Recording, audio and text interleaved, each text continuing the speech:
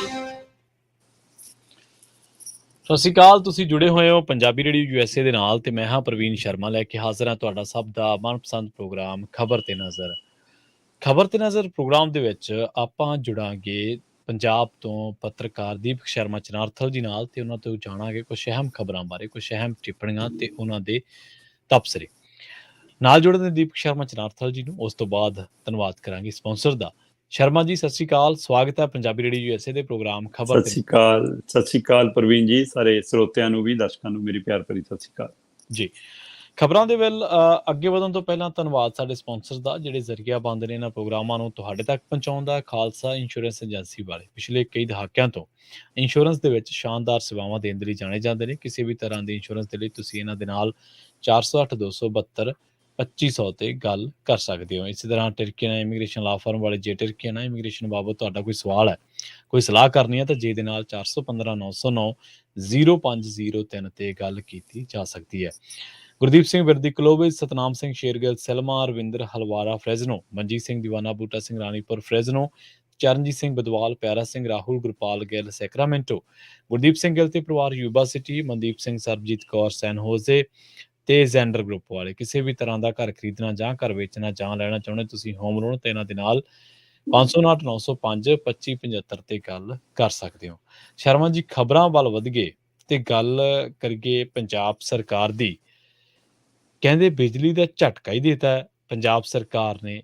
ਖਬਰ ਕਹਿੰਦੀ ਹੈ ਕਿ 600 ਯੂਨਿਟ ਮੁਫਤ ਬਿਜਲੀ ਦੇਣ ਦਾ ਜਿਹੜਾ ਵਾਅਦਾ ਸੀ, ਸਰਕਾਰ ਭੱਜ ਗਈ ਹੈ। ਹਾਂ, ਬਿਲਕੁਲ ਤੁਸੀਂ ਠੀਕ ਕਹਿ ਰਹੇ ਹੋ ਪ੍ਰਵੀਨ ਜੀ। ਇੱਕ ਤਰ੍ਹਾਂ ਨਾਲ ਭੱਜਣ ਵਾਲਾ ਹੀ ਕੰਮ ਹੈ ਜੀ। ਜਦੋਂ ਚੋਣਾਂ ਦੇ ਦੌਰਾਨ ਗਰੰਟੀਆਂ ਦਿੱਤੀਆਂ ਸੀ ਤਦ ਕਿਹਾ ਸੀ ਕਿ ਪੰਜਾਬ ਦੇ ਹਰ ਵਾਸੀ ਨੂੰ, ਹਰ ਘਰ ਨੂੰ, ਹਰ ਕਨੈਕਸ਼ਨ ਲੈਣ ਵਾਲੇ ਨੂੰ 300 ਯੂਨਿਟ ਹਰ ਮਹੀਨੇ ਮੁਫਤ ਮਿਲੇਗਾ ਜੀ।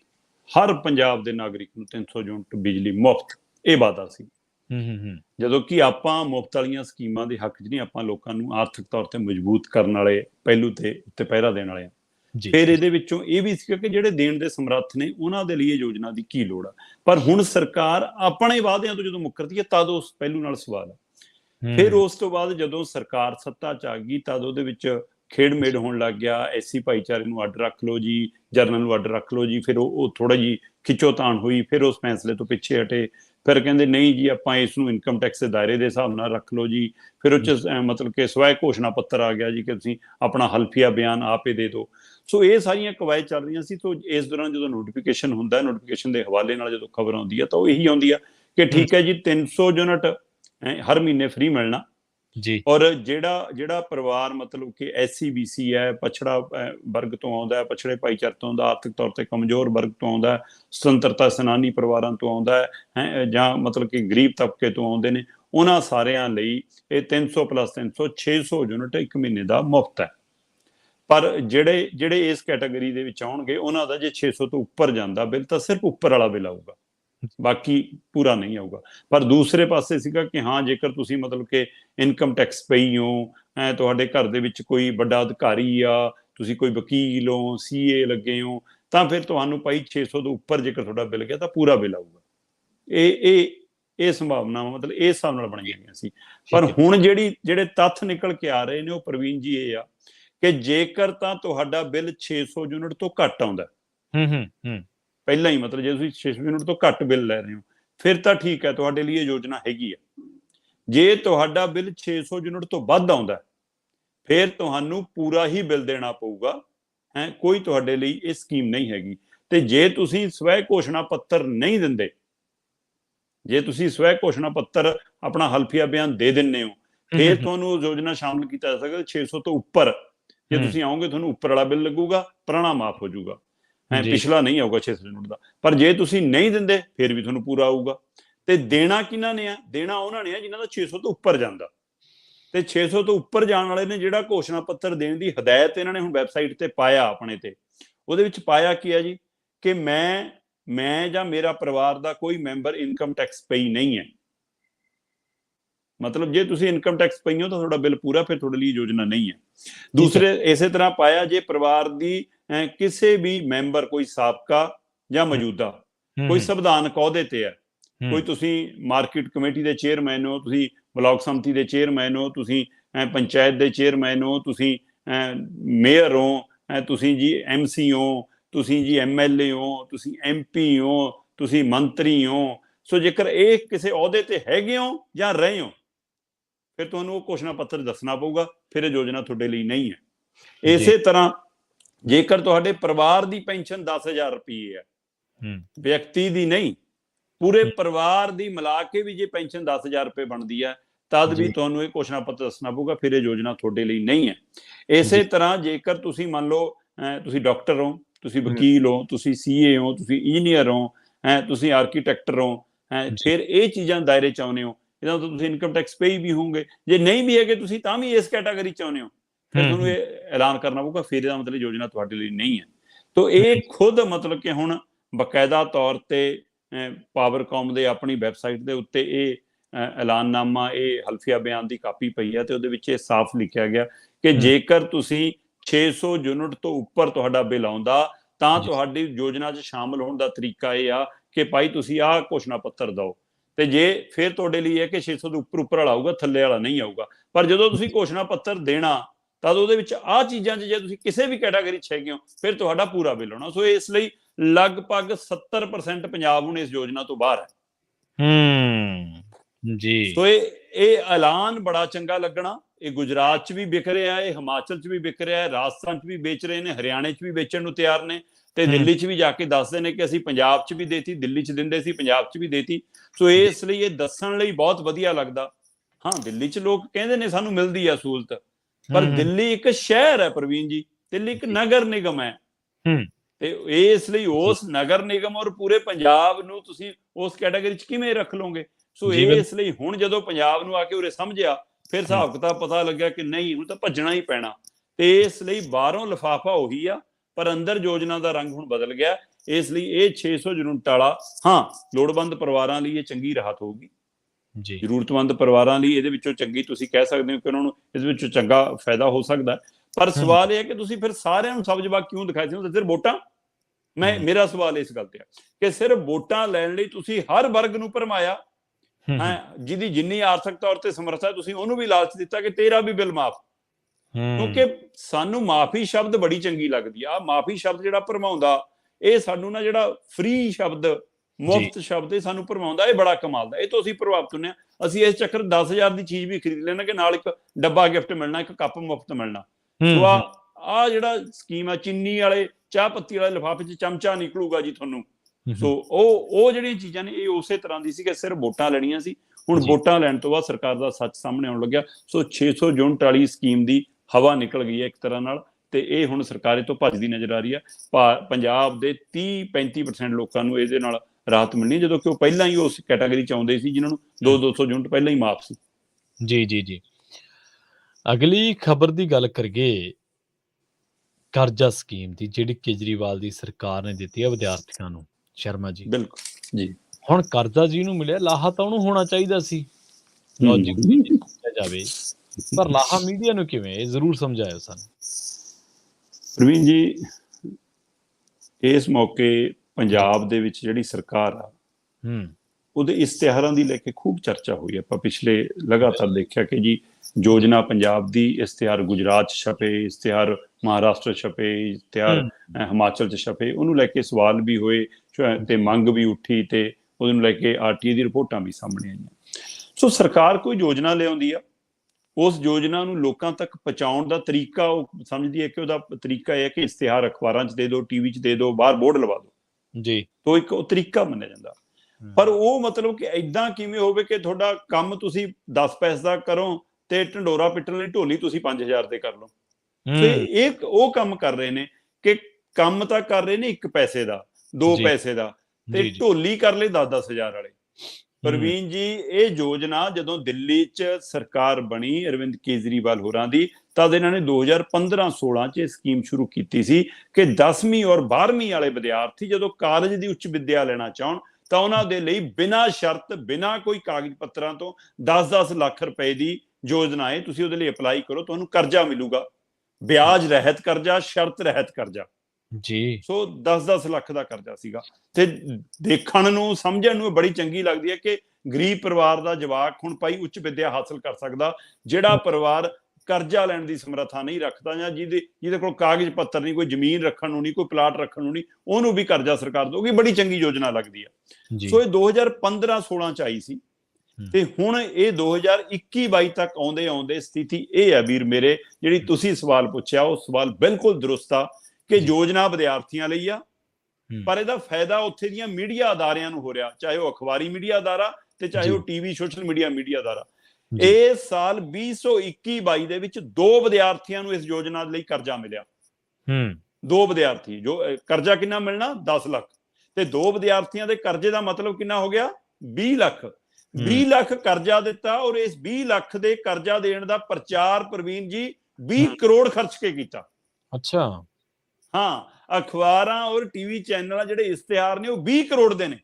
ਇਹ ਆਰਟੀਆਈ ਰਾਹੀਂ ਗੱਲ ਸਾਹਮਣੇ ਆਈ ਆ ਕਿ ਉੱਥੇ ਇਸ ਸਾਲ 99 ਬੱਚਿਆਂ ਨੇ ਮੇਰਾ ਖਿਆਲ ਅਪਲਾਈ ਕੀਤਾ ਸੀ, 99 ਬੱਚਿਆਂ ਨੇ ਅਪਲਾਈ ਕੀਤਾ ਕਿ ਸਾਨੂੰ ਕਰਜ਼ਾ ਦਿੱਤਾ ਜਾਵੇ। ਉਹਨਾਂ ਚੋਂ 2 ਬੱਚਿਆਂ ਨੂੰ ਉਹਨਾਂ ਨੇ ਕਰਜ਼ਾ ਦੇਣਾ ਤੈਅ ਕੀਤਾ, ਔਰ ਉਸ 2 ਬੱਚਿਆਂ ਨੂੰ ਜਿਹੜਾ ਕਰਜ਼ਾ ਉਹ 10-10 ਲੱਖ ਮਿਲਿਆ। ਕੁੱਲ ਕਰਜ਼ਾ 20 ਲੱਖ ਰੁਪਈਆ ਉਹਨਾਂ ਬੱਚਿਆਂ ਨੂੰ ਅਲਾਟ ਹੋਇਆ, ਤੇ ਉਹਦੇ ਪ੍ਰਚਾਰ ਦੇ ਲਈ ਇਸ ਸਾਲ ਇਹਨਾਂ ਨੇ 19 ਕਰੋੜ 27 ਲੱਖ ਰੁਪਈਏ ਖਰਚ ਦਿੱਤੇ। 19 ਕਰੋੜ 27 ਲੱਖ ਰਾਸ਼ੀ ਥੋੜੀ ਨਹੀਂ ਹੁੰਦੀ। ਸੋ ਇਹਦੇ ਵਿੱਚੋਂ ਪਤਾ ਲੱਗ ਰਿਹਾ ਕਿ 99 ਬੱਚੇ ਜਿਹੜੇ ਸੀਗੇ ਉਹਨਾਂ ਚੋਂ ਜਦੋਂ 20 ਲੱਖ ਰੁਪਇਆ ਦਿੱਤਾ ਗਿਆ, ਤਾਂ ਮੀਡੀਆ ਦੇ ਵਿੱਚ ਜਿਹੜਾ ਪ੍ਰਚਾਰ, ਜਿਹੜਾ ਪ੍ਰਿੰਟ ਮੀਡੀਆ ਨੂੰ ਪ੍ਰਚਾਰ ਗਿਆ, ਉਹਦੇ ਲਈ 46,22,685 ਰੁਪਈਏ ਖਰਚੇ ਨੇ ਪ੍ਰਵੀਨ ਜੀ। ਮਤਲਬ 46,22,685 ਰੁਪਈਏ ਪ੍ਰਿੰਟ ਮੀਡੀਆ ਲਈ, 81,618 ਰੁਪਈਏ ਇਹਨਾਂ ਨੇ ਜੀ ਇਲੈਕਟ੍ਰੋਨਿਕ ਮੀਡੀਆ ਲਈ ਖਰਚੇ ਨੇ। 18 ਕਰੋੜ 81 ਲੱਖ। ਉਧਰ ਮਤਲਬ ਕਿ 46 ਲੱਖ ਦੇ ਕਰੀਬ ਹੈ ਇਲੈਕਟ੍ਰੋਨਿਕ ਪ੍ਰਿੰਟ ਮੀਡੀਆ ਲਈ, 46 ਲੱਖ, ਇਲੈਕਟ੍ਰੋਨਿਕ ਮੀਡੀਆ ਲਈ 18 ਕਰੋੜ 81 ਲੱਖ ਤੋਂ ਵੱਧ ਹੈ। ਸੋ ਕੁੱਲ ਮਿਲਾ ਕੇ 19 ਕਰੋੜ 27 ਲੱਖ ਰੁਪਈਏ ਤੋਂ ਵੱਧ ਰਾਸ਼ੀ ਬਣ ਗਈ। ਸੋ ਲਗਭਗ 20 ਕਰੋੜ ਰੁਪਈਆ ਇਸ਼ਤਿਹਾਰ ਤੇ। ਕਮਾਲ ਆ ਜਨਾਬ। 2015-16 ਦੇ ਵਿੱਚ 58 ਬੱਚਿਆਂ ਨੇ ਅਪਲਾਈ ਕੀਤਾ ਸੀ ਇਸ ਯੋਜਨਾ ਦੇ ਲਈ, 58 ਨੂੰ ਹੀ ਕਰਜ਼ਾ ਮਿਲਿਆ। ਉਸ ਸਮੇਂ ਲੱਗਦਾ ਕਿ ਇਹਦਾ ਮਤਲਬ ਯੋਜਨਾ ਚੰਗੀ ਹੈ। 2016-17 ਚ ਬੱਚਿਆਂ ਨੂੰ ਪਤਾ ਲੱਗ ਗਿਆ ਯੋਜਨਾ ਦਾ, ਤੇ ਗਿਣਤੀ ਵੱਧ ਕੇ 424 ਹੋ ਗਈ ਕਰਜ਼ਾ ਮੰਗਣ ਵਾਲਿਆਂ ਦੀ, ਤੇ ਕਰਜ਼ਾ ਮਿਲਿਆ 176 ਬੱਚਿਆਂ ਨੂੰ। ਠੀਕ ਹੈ। ਉਸ ਤੋਂ ਬਾਅਦ 2017-18 ਚ 177 ਬੱਚਿਆਂ ਨੇ ਅਪਲਾਈ ਕੀਤਾ, ਕਰਜ਼ਾ ਮਿਲਿਆ ਸਿਰਫ 50 ਨੂੰ। 2018-19 ਦੇ ਵਿੱਚ 139 ਬੱਚਿਆਂ ਨੇ ਅਪਲਾਈ ਕੀਤਾ, ਕਰਜ਼ਾ ਮਿਲਿਆ ਸਿਰਫ 44 ਨੂੰ। ਦੇਖੋ ਘਟ ਰਿਹਾ, ਘਟਦੇ ਰਹੇ। 2019-20 ਚ ਅਪਲਾਈ ਕੀਤਾ 146 ਬੱਚਿਆਂ ਨੇ, ਬੱਚੇ ਵੱਧ ਗਏ, 139 ਤੋਂ 146 ਹੋ ਗਏ, ਤੇ ਕਰਜ਼ਾ ਸਿਰਫ 19 ਬੱਚਿਆਂ ਨੂੰ। 2020-21 ਦੇ ਵਿੱਚ ਅਪਲਾਈ ਕੀਤਾ 106 ਬੱਚਿਆਂ ਨੇ, ਤੇ ਕਰਜ਼ਾ ਮਿਲਿਆ ਸਿਰਫ 14 ਬੱਚਿਆਂ ਨੂੰ। ਬੱਚੇ ਫਿਰ ਘਟ ਗਏ ਜੀ। ਤੇ 2021-22 ਦੇ ਵਿੱਚ 99 ਬੱਚਿਆਂ ਨੇ ਅਪਲਾਈ ਕੀਤਾ, ਤੇ ਕਰਜ਼ਾ ਮਿਲਿਆ 2 ਜਵਾਕਾਂ ਨੂੰ, ਤੇ ਉਹ 2 ਜਵਾਕਾਂ ਨੂੰ 20 ਲੱਖ ਦੇ ਕੇ ਉਹਦੇ ਉੱਤੇ 19 ਕਰੋੜ 27 ਲੱਖ ਰੁਪਏ ਇਸ਼ਤਿਹਾਰ ਤੇ ਖਰਚ ਦਿੱਤੇ। ਹੁਣ ਸਰਕਾਰ ਜਵਾਬ ਦੇਵੇ ਜੀ ਕਿ ਆਹ ਕੀ ਯੋਜਨਾ ਹੋਈ। ਸੋ ਜਿਹੜਾ ਆਹ ਪੈਸਾ ਬਰਬਾਦੀ ਕੀ ਹੈ ਜੀ, ਇਹੀ ਪੈਸਾ 19 ਕਰੋੜ ਹੋਰ ਬੱਚਿਆਂ ਤੇ ਲਾਇਆ ਹੁੰਦਾ ਤਾਂ ਉਹ ਬੱਚੇ ਆਪ ਤੁਹਾਡਾ ਪ੍ਰਚਾਰ ਕਰਦੇ, ਬੱਚੇ ਆਪਣੇ ਪੇਜ ਤੇ ਪਾਉਂਦੇ, ਬੱਚੇ ਸਕੂਲ ਕਾਲਜ ਜਾ ਕੇ ਦੱਸਦੇ, ਬੱਚੇ ਆਪਣੇ ਪਰਿਵਾਰਾਂ ਦੱਸਦੇ। ਉਹ ਪ੍ਰਚਾਰ ਭਾਰੀ ਹੁੰਦਾ ਕਿ ਆਹ ਪ੍ਰਚਾਰ। ਕੰਪਨੀ ਕੋਈ ਦਫ਼ਤਰ ਖੋਲਦਾ, ਕੋਈ ਮਾਤੜ ਬੰਦਾ ਕੋਈ ਦੁਕਾਨ ਹੱਟੀ ਖੋਲਦਾ, ਕੋਈ ਘਰ ਖੋਲਦਾ, ਆਪਾਂ ਲੋਕ ਪ੍ਰਵੀਨ ਜੀ ਆਪ ਹੀ ਪ੍ਰਚਾਰ ਕਰਨ ਲੱਗ ਜਾਂਦੇ। ਬਾਈ ਸਾਡੇ ਘਰ ਆਉਣਾ, ਫਲਾਣੀ ਦੁਕਾਨ ਦੇ ਕੋਲੋਂ ਰਾਹ ਮੁੜਦਾ ਜੀ, ਫਲਾਣੇ ਦਫ਼ਤਰ ਦੇ ਨੇੜੇ। ਲੋਕ ਕਾਰਡਾਂ ਦੇ ਉੱਤੇ, ਇਸ਼ਤਿਹਾਰਾਂ ਦੇ ਉੱਤੇ ਥੱਲੇ ਨਾਂ ਲਿਖ ਦਿੰਦੇ ਨੇ। ਇਹਦਾ ਮਤਲਬ ਲੋਕ ਆਪ ਦੱਸਦੇ ਨੇ ਕਿ ਭਾਈ ਪ੍ਰਚਾਰ ਸਵੈ ਪ੍ਰਚਾਰ ਹੁੰਦਾ, ਉਹਦੇ ਲਈ ਪੈਸਾ ਨਹੀਂ ਖਰਚਣਾ ਪੈਂਦਾ। ਸੋ ਆਹ ਜਿਹੜਾ ਲੋਕਾਂ ਦਾ ਪੈਸਾ, ਤੁਸੀਂ 20 ਕਰੋੜ ਰੁਪਈਆ ਸਿਰਫ 2 ਬੱਚਿਆਂ ਦੇ ਮਤਲਬ ਕਿ ਉਹਨਾਂ ਨੂੰ ਕਰਜ਼ਾ ਦੇਣ ਦੇ ਬਦਲੇ ਖਰਚਿਆ। ਇਹਦੇ ਨਾਲ ਸਵਾਲ, ਇੱਕ ਪਾਸੇ ਤੁਸੀਂ ਯੋਜਨਾਵਾਂ ਤੋਂ ਪੰਜਾਬ 'ਚ ਭੱਜ ਰਹੇ ਹੋ, ਦੂਏ ਪਾਸੇ ਦਿੱਲੀ ਦਾ ਸੱਚ ਹੈ। ਸੋ ਇੱਥੋਂ ਸਾਫ਼ ਪਤਾ ਲੱਗਦਾ ਕਿ ਪ੍ਰਚਾਰ ਕੰਪਨੀ ਹੈ ਇਹ ਇਸ਼ਤਿਹਾਰ ਕੰਪਨੀ ਹੈ, ਇਹ ਗਰੰਟੀ ਕੰਪਨੀ ਹੈ। ਔਰ ਗਰੰਟੀ, ਇਸ਼ਤਿਹਾਰ, ਪ੍ਰਚਾਰ ਸਕੀਮਾਂ ਇਹ ਕੰਪਨੀਆਂ 'ਚ ਹੁੰਦੀਆਂ ਨੇ, ਦੁਕਾਨਦਾਰੀ 'ਚ ਹੁੰਦੀਆਂ ਨੇ, ਸਰਕਾਰਾਂ 'ਚ ਨਹੀਂ ਹੋਣੀਆਂ ਚਾਹੀਦੀਆਂ। ਹਾਂਜੀ, ਬਿਲਕੁਲ। ਜਿਹੜੇ ਸਰਕਾਰਾਂ ਵਾਂਗੂ ਜਿਹੜੇ ਕੰਪਨੀਆਂ ਵਾਂਗੂ ਪਾਰਟੀਆਂ ਚਲਾਉਂਦੇ ਸੀ, ਅੱਜ ਉਹਨਾਂ ਦਾ ਹਾਲ ਕੀ ਆਪਾਂ ਨੂੰ ਪਤਾ ਹੀ ਹੈ। ਬਿਲਕੁਲ। ਦੂਜੀ ਗੱਲ ਇਹ ਹੈ ਜੀ ਕਿ ਜੇ ਇਹ ਡਾਇਲੋਗ ਹੁੰਦਾ ਸੀਗਾ ਕੇਜਰੀਵਾਲ ਸਾਹਿਬ ਦਾ, ਹਮ ਤੋਂ ਰਾਜਨੀਤੀ ਕਰਨੇ ਨਹੀਂ ਆਏ, ਹਮ ਤੋਂ ਬਦਲਨੇ ਆਏ ਹੈ। ਬਦਲਤਾ ਜੀ। ਜੇ ਤੁਸੀਂ 2 ਨੌਜਵਾਨਾਂ ਨੂੰ, ਵਿਦਿਆਰਥੀਆਂ ਨੂੰ ਕਹਿ ਲਓ, ਕਰਜ਼ਾ ਦੇਣ ਦੀ ਜਿਹੜੀ ਮਸ਼ਹੂਰੀ ਕਰਨੀ, ਤੇ ਉੱਤੇ 19 ਕਰੋੜ ਰੁਪਇਆ ਜਿਹੜਾ ਉਹ ਖਰਚ ਕਰੋਗੇ, ਤਾਂ 19 ਕਰੋੜ ਰੁਪਈਆ ਕਿੰਨੇ ਵਿਦਿਆਰਥੀਆਂ ਨੂੰ ਦਿੱਤਾ ਜਾ ਸਕਦਾ ਸੀ? ਇਹਦੀ ਬਿਲਕੁਲ ਤਕਸੀਮ ਦਰਸ਼ਕ ਆਡੀਅנס ਆਪੇ ਕਰ ਲੈਣ। ਆਪਾਂ ਅਗਲੇ ਬਿਲਕੁਲ ਸਵਾਲ ਵੱਲ ਵੱਧ ਜਾਂਦੇ ਹਾਂ ਜੀ। ਗੰਨਾ ਅਦਾਇਗੀ ਨੂੰ, ਗੰਨਾ ਕਿਸਾਨਾਂ ਨੂੰ ਅਦਾਇਗੀ ਸਰਕਾਰ ਨੇ ਕਰਤੀ ਹੈ ਸ਼ਰਮਾ ਜੀ, ਪਰ ਬਿਲਕੁਲ ਫਗਵਾੜੇ ਧਰਨਾ ਜਾਰੀ ਹੈ ਜੀ। ਬਿਲਕੁਲ ਗੰਨਾ ਕਿਸਾਨਾਂ ਦੀ ਜਿਹੜੀ ਮੰਗ ਸੀ ਉਹਨੂੰ ਲੈ ਕੇ ਲੱਗ ਰਿਹਾ ਸੀਗਾ ਕਿ ਭਗਵੰਤ ਮਾਨ ਸਰਕਾਰ ਵੀ ਗੰਭੀਰ ਹੈ ਜੀ। ਔਰ ਲਗਾਤਾਰ ਡੱਲੇਵਾਲ ਹੋਰਾਂ ਦੇ ਗਰੁੱਪ ਨਾਲ ਖਾਸ ਕਰਕੇ ਮੀਟਿੰਗਾਂ ਹੁੰਦੀਆਂ ਰਹੀਆਂ ਤੇ ਉਹ ਮੀਟਿੰਗਾਂ 'ਚ ਭਰੋਸਾ ਵੀ ਦਿੱਤਾ ਜਾਂਦਾ ਰਿਹਾ ਤੇ ਇਹਨਾਂ ਨੇ ਪਹਿਲੀ ਅਦਾਇਗੀ ਦੀ ਗੱਲ ਕੀਤੀ ਸੀਗੀ ਤੇ ਦੂਸਰੀ ਅਦਾਇਗੀ ਦੀ, ਫਿਰ ਤੀਸਰੀ, 3 ਅਦਾਇਗੀਆਂ 'ਚ, ਕਿਉਂਕਿ 295 ਕਰੋੜ ਰੁਪਏ ਦਾ ਬਕਾਇਆ ਖੜਾ ਸੀਗਾ, ਜਿਹੜਾ 295 ਕਰੋੜ ਸਮਥਿੰਗ ਕੁਝ ਰਾਸ਼ੀ ਸੀ, ਲਗਭਗ 300 ਕਰੋੜ ਤੁਸੀਂ ਕਹਿ ਸਕਦੇ ਹੋ ਕਿ 300 ਕਰੋੜ ਦੀ ਰਾਸ਼ੀ ਸੀਗੀ ਜਿਹੜੀ ਗੰਨਾ ਦੀ ਅਦਾਇਗੀ ਦੀ ਪਿਛਲੇ ਸਾਲ ਤੱਕ ਦੀ ਬਕਾਇਆ ਸੀ। ਉਹ ਤੋਂ ਇਲਾਵਾ ਫਗਵਾੜੇ ਵਾਲੀ ਵੱਖਰੀ ਸੀ। ਫਗਵਾੜਾ ਸ਼ੂਗਰ ਮਿੱਲ ਹੈ ਜਿਹੜੀ, ਉਹ ਫਗਵਾੜਾ ਸ਼ੂਗਰ ਮਿੱਲ ਮਤਲਬ ਕਿ ਬਿਲਕੁਲ ਹਾਮੀ ਨਹੀਂ ਭਰੀ, ਜਦੋਂ ਕਿ ਬਾਕੀ ਸ਼ੂਗਰ ਮਿੱਲਾਂ ਨੇ ਹਾਮੀ ਭਰਤੀ ਸੀ ਕਿ ਅਸੀਂ 7 ਸਤੰਬਰ ਤੱਕ ਆਪਣਾ ਸਾਰਾ ਕੁਝ ਕਲੀਅਰ ਕਰ ਦਿਆਂਗੇ, ਅਸੀਂ ਸਾਰੀਆਂ ਅਦਾਇਗੀਆਂ ਕਰ ਦਿਆਂਗੇ। ਤੇ ਉਹਦੇ ਲਈ ਪੰਜਾਬ ਸਰਕਾਰ ਨੇ ਫਿਰ ਦਮ ਭਰਿਆ ਸੀਗਾ ਕਿ ਠੀਕ ਹੈ, ਅਸੀਂ 3 ਕਿਸ਼ਤਾਂ 'ਚ ਤੁਹਾਡੀ ਅਦਾਇਗੀ ਕਰਾਂਗੇ। ਪਹਿਲੀ ਕਿਸ਼ਤ ਜੁਲਾਈ 'ਚ, ਦੂਜੀ 15 ਅਗਸਤ ਤੱਕ ਤੇ ਤੀਜੀ ਅਸੀਂ ਸਤੰਬਰ 'ਚ ਕਰ ਦਿਆਂਗੇ। ਸੋ ਉਸ ਨੂੰ ਲੈ ਕੇ 29 ਜੁਲਾਈ ਨੂੰ ਪਹਿਲੀ ਕਿਸ਼ਤ 100 ਕਰੋੜ ਦੀ ਜਾਰੀ ਹੋਈ ਸੀਗੀ, ਜਿਹੜੀ ਭਗਵੰਤ ਮਾਨ ਨੇ ਜਾਰੀ ਕੀਤੀ, ਤੇ ਉਹ ਤੋਂ ਬਾਅਦ ਮਤਲਬ ਕਿ 195 ਕਰੋੜ ਬਚਦਾ ਸੀਗਾ। ਤੇ ਹੁਣ ਕੱਲ ਦੱਸਿਆ ਜਾ ਰਿਹਾ ਕਿ ਸਰਕਾਰ ਨੇ 100 ਕਰੋੜ ਹੋਰ ਜਾਰੀ ਕਰ ਦਿੱਤਾ। ਇਹਦਾ ਮਤਲਬ ਹੁਣ ਲਗਭਗ 95 ਕਰੋੜ ਜਾਂ ਕਹਿ ਲਓ 100 ਕਰੋੜ ਬਚਿਆ। ਪਰ ਉਹਦੇ ਬਾਵਜੂਦ ਜਿਹੜਾ ਫਗਵਾੜੇ ਧਰਨਾ ਹੈ ਉਹ ਹੁਣ ਪੂਰਾ ਨੈਸ਼ਨਲ ਹਾਈਵੇ ਜਾਮ ਕਰ ਦਿੱਤਾ ਗਿਆ। ਪਹਿਲਾਂ ਇੱਕ ਪਾਸਾ ਜਾਮ ਸੀਗਾ, ਇੱਕ ਪਾਸਾ ਖੋਲਿਆ ਹੋਇਆ ਸੀਗਾ ਤੇ ਉੱਥੇ ਲਗਾਤਾਰ ਦੁਆਬਾ ਕਿਸਾਨ ਯੂਨੀਅਨ ਦੇ ਨਾਲ ਹੁਣ ਬਾਕੀ ਸਾਰੀਆਂ ਕਿਸਾਨ ਯੂਨੀਅਨਾਂ ਆ ਗਈਆਂ ਨੇ, ਲਗਭਗ ਪੂਰਾ ਮਤਲਬ ਕਿ ਪੂਰੀਆਂ ਧਿਰਾਂ ਸ਼ਾਮਲ ਨੇ ਤੇ ਦੋਵੇਂ ਪਾਸੇ ਟਰੈਕਟਰ ਲਾ ਕੇ, ਟੈਂਟ ਲਾ ਕੇ, ਸਟੇਜ ਲਾ ਕੇ, ਲੰਗਰ ਲਾ ਕੇ ਉੱਥੇ ਪੂਰੀ ਤਰ੍ਹਾਂ ਨਾਲ ਮਤਲਬ ਕਿ ਉਹਨੂੰ ਮਿੰਨੀ ਸਿੰਘੂ ਕੁੰਡਲੀ ਬਾਰਡਰ ਬਣਾਇਆ ਗਿਆ। ਸੋ ਹੁਣ ਇੱਕੋ ਮਨ 'ਚ ਇੱਕ ਉਹ ਖਵਾਬ ਵੀ ਬਣੇ ਗਿਆ। ਸੋ ਉਹ ਇਸ ਲਈ ਉਹ ਚਾਹੁੰਦੇ ਨੇ ਕਿ ਹਰ ਥਾਂ ਉਹੋ ਜਿਹਾ ਹੀ ਰੂਪ ਰੰਗ ਬਣ ਵੀ ਜਾਵੇ। ਸੋ ਇੱਕ ਹੁਣ ਮਤਲਬ ਕਿ ਆ ਵੀ ਗਿਆ, ਤਜਰਬਾ ਵੀ ਨਵੀਂ ਪੀੜ੍ਹੀ ਨੂੰ ਵੀ ਹੋ ਗਿਆ। ਸੋ ਇਸ ਲਈ ਕਿ ਇੱਦਾਂ ਵੀ ਕਿਉਂਕਿ ਕਿਸੇ ਸਮੇਂ ਦੌਰ ਸੀਗਾ, ਅਸੀਂ ਦੇਖਿਆ ਪ੍ਰਵੀਨ ਜੀ, ਜਦੋਂ ਚੰਡੀਗੜ੍ਹ ਦੇ ਵਿੱਚ ਕਿਸਾਨ ਧਰਨੇ ਲਾਉਂਦੇ ਸੀ ਨਾ, ਤਾਂ ਮਟਕਾ ਚੌਂਕ ਦੇ ਉੱਤੇ ਆਲੇ ਦੁਆਲੇ ਲੰਗਰ ਪੱਕਦੇ, ਤਵੀਆਂ ਲੱਗੀਆਂ, ਇੱਕ ਬੰਦਾ ਗਰਮ ਗਰਮ ਪ੍ਰਸ਼ਾਦੇ ਲਾ ਰਿਹਾ ਤੇ ਦੂਆ ਬੰਦਾ ਸਬਜ਼ੀ ਦੇ ਦੇਗੇ ਦੇ ਵਿੱਚ ਮਤਲਬ ਕੜਛਾ ਮਾਰ ਰਿਹਾ। ਤੇ ਉਹ ਅਸੀਂ ਉਹ ਰੰਗ ਦੇਖਿਆ ਇੱਥੇ। ਤੇ ਇੱਥੇ ਮਤਲਬ ਕਿ ਜਿਹੜਾ ਉਹਦੀ ਆਲੇ ਦੁਆਲੇ ਗਰਿੱਲ ਹੁੰਦੀ ਸੀ, ਜਾਂ ਉਹ ਬਾਗ ਦੀਆਂ 17 ਸੈਕਟਰ ਵਾਲੀਆਂ ਗਰਿੱਲਾਂ ਹੁੰਦੀਆਂ ਸੀ, ਉਹਦੇ ਉੱਤੇ ਅਸੀਂ ਮਤਲਬ ਕਿ ਚਾਦਰੇ ਤੇ ਕਸ਼ਹਿਰੇ ਸੁੱਕਣੇ ਪਾਏ ਦੇਖੇ ਨੇ। ਉਹ ਦੌਰ ਮਤਲਬ ਕਿ ਉਹ ਤੋਂ ਬਾਅਦ ਹੁਣ ਇਹਨਾਂ ਨੂੰ ਮਟਕਾ ਚੌਂਕ ਤੋਂ ਦੂਰ ਕੀਤਾ। ਫਿਰ ਇਹਨੂੰ ਕਹਿੰਦੇ 25 ਸੈਕਟਰ ਆ ਜਾਓ ਜੀ, ਫਿਰ ਇਹਨੂੰ ਕਹਿੰਦੇ ਨਹੀਂ ਜੀ ਹੁਣ ਮੋਹਾਲੀ 'ਚ ਰੋਕ ਲਿਆ ਕਰਾਂਗੇ ਤੁਹਾਨੂੰ ਵੇਰਕਾ ਚੌਂਕ ਤੇ। ਸੋ ਉਹ ਤਾਕਤ ਜਿਹੜੀ ਵਧਾਈ, ਅੰਦੋਲਨ ਨੂੰ ਦੂਰ ਕੀਤਾ। ਸੋ ਉਸ ਨਵੀਂ ਪੀੜ੍ਹੀ ਨੂੰ ਇਹ ਅੰਦੋਲਨ ਦਿੱਲੀ ਵਾਲਾ ਸਿੰਘੂ ਕੁੰਡਲੀ ਬਾਰਡਰ ਤੇ ਜਿਹੜਾ ਚੱਲਿਆ, ਉਹਨੇ ਬਹੁਤ ਕੁਝ ਸਿਖਾਇਆ। ਸੋ ਉਹਦੀ ਪ੍ਰੇਰਨਾ ਕੰਮ ਆ ਰਹੀ ਹੈ ਕਿ ਫਗਵਾੜੇ ਵਾਲਾ ਜਿਹੜਾ ਧਰਨਾ ਉਹ ਲਗਾਤਾਰ ਜਾਰੀ ਹੈ। ਔਰ ਸਰਕਾਰ ਨੇ ਕਿਹਾ ਹੈ ਕਿ ਚਿੰਤਾ ਨਾ ਕਰੋ, ਇਹ 'ਚੋਂ ਵੀ ਮੇਰਾ ਖਿਆਲ 42 ਕਰੋੜ ਰੁਪਈਆ ਜਾਰੀ ਹੋਣ ਦੀ ਹਦਾਇਤ। ਅਸਲ 'ਚ ਕੀ ਸੀਗਾ ਕਿ ਇਹਨਾਂ ਦੀਆਂ ਕੋਈ ਜਾਇਦਾਦਾਂ ਜਿਹੜੀਆਂ ਸਰਕਾਰ ਨੇ ਪਹਿਲਾਂ ਅਪੀਲ ਕਰਤੀ ਸੀ ਕਿ ਅਸੀਂ ਵੇਚ ਦਿਆਂਗੇ, ਇਹਨਾਂ ਦੀ ਜਾਇਦਾਦ ਵੇਚ ਕੇ ਫਗਵਾੜੇ ਵਾਲੀਆਂ ਉਹ ਅਸੀਂ ਤੁਹਾਡੀ ਅਦਾਇਗੀ ਕਰਾਵਾਂਗੇ। ਪਰ ਉਹਦੇ ਇੱਕ ਰਜਿਸਟਰੀ ਹੋਣੀ ਸੀ, ਮੈਂ ਕੱਲ 42 ਲੱਖ ਰੁਪਈਆ ਸ਼ਾਇਦ ਉਹਦੇ ਨਾਲ ਆਉਣਾ ਸੀਗਾ ਕੁਛ, ਤੇ ਉਹਦੇ ਉੱਤੋਂ ਮਤਲਬ ਕਿ ਸਰਕਾਰ ਨੇ ਰੋਕ ਲਾਤੀ ਸੀ।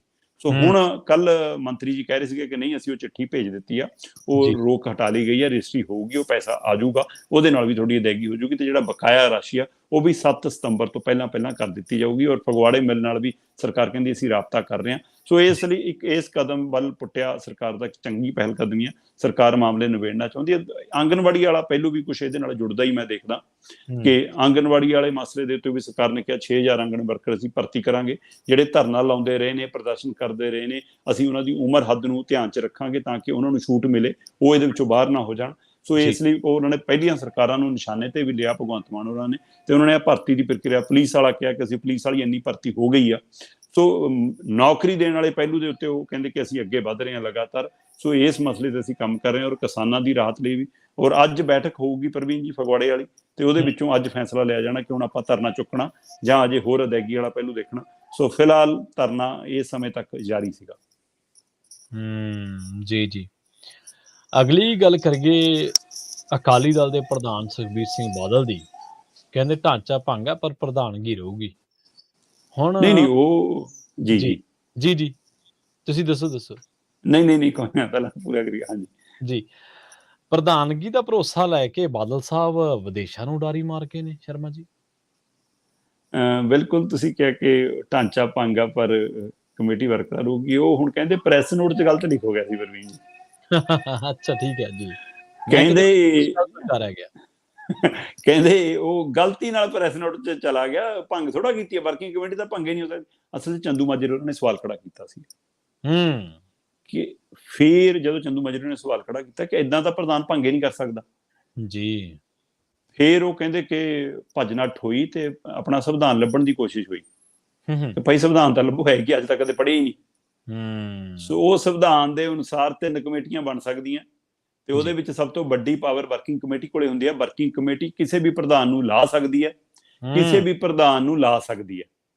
ਵਰਕਿੰਗ ਕਮੇਟੀ ਇੰਨੀ ਤਾਕਤ ਰੱਖਦੀ ਹੈ ਪ੍ਰਵੀਨ ਜੀ ਕਿ ਵਰਕਿੰਗ ਕਮੇਟੀ ਚਾਹਵੇ ਤਾਂ ਉਹ ਪ੍ਰਧਾਨ ਦੇ ਵਿਰੁੱਧ ਮਤਾ ਲਿਆ ਕੇ ਉਹਨੂੰ ਪਾਸ ਕਰਕੇ ਪ੍ਰਧਾਨ ਨੂੰ ਹਟਾ ਕੇ ਉਸੇ ਬੈਠਕ ਦੇ ਵਿੱਚ ਕਾਰਜਕਾਰਨੀ ਪ੍ਰਧਾਨ ਨਵਾਂ ਥਾਪ ਸਕਦੀ ਹੈ ਜਦੋਂ ਤੱਕ ਆਮ ਇਜਲਾਸ ਨਹੀਂ ਬੁਲਾ ਲਿਆ ਜਾਂਦਾ।